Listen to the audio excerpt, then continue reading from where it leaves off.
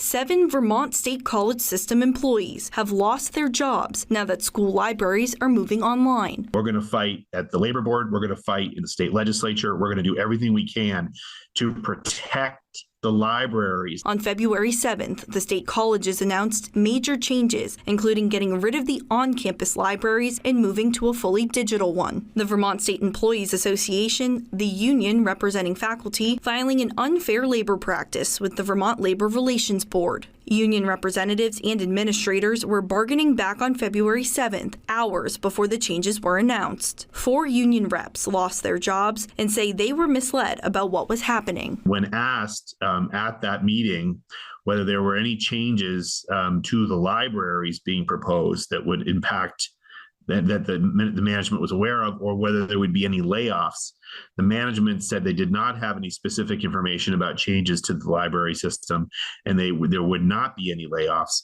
only to have an hour later 4 of our library staff received notices that their jobs were going to be eliminated. A representative for the state college system telling NBC5 Monday that they disagree with the factual and legal assertions made and deny they did anything wrong, saying they're carefully adhering to union contracts, but they can't keep doing things the way they've always been done, and that change is uncomfortable but necessary in order to grow the system. Steve Howard, executive director of the VSEA, wants to see these 7 faculty members receive the respect they say was missing in the process. That's just not bargaining in good faith. It's a deceptive practice, and we want the Labor Relations Board to hold the management accountable.